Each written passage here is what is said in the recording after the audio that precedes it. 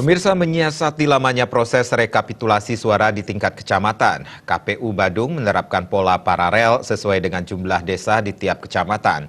Bahkan untuk kecamatan Mengui yang memiliki 20 desa, dilakukan rekapitulasi suara dengan pola paralel 4 desa sekaligus dalam satu hari.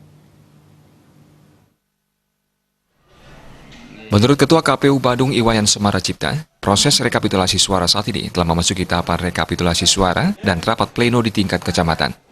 Tahapan ini berlangsung mulai tanggal 21 April sampai dengan 4 Mei 2019. Proses rekapitulasi suara hingga pleno berlangsung lumayan lama, bahkan seringkali hingga pagi hari. Lamanya proses rekapitulasi ini berkaitan dengan sistem rekap secara berurutan, mulai dari rekapitulasi perolehan suara Pilpres, DPR RI, DPD RI, DPRD tingkat 1 dan DPRD tingkat 2. Hasil rekapan kemudian diperlihatkan pada saksi. Apabila ada keberatan dari saksi, maka akan langsung diselesaikan.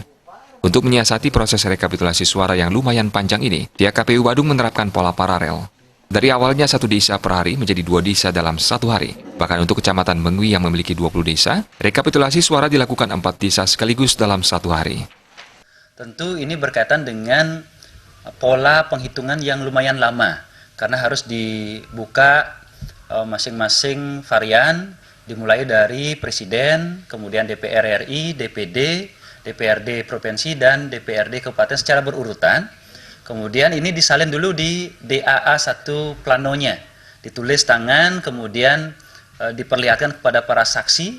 Apabila ada keberatan langsung diselesaikan, supaya nanti tidak berlanjut kepada rekapitulasi di tingkat berikutnya, di tingkat kecamatan maupun di tingkat kami di kabupaten.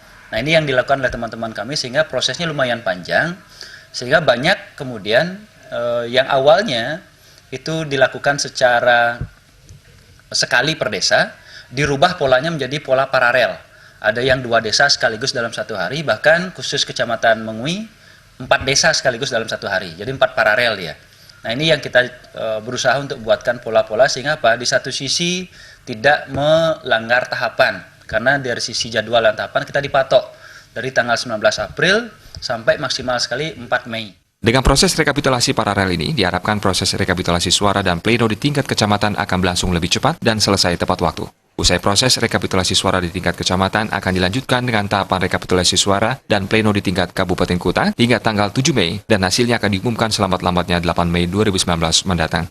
Eka Yana dan Indrawan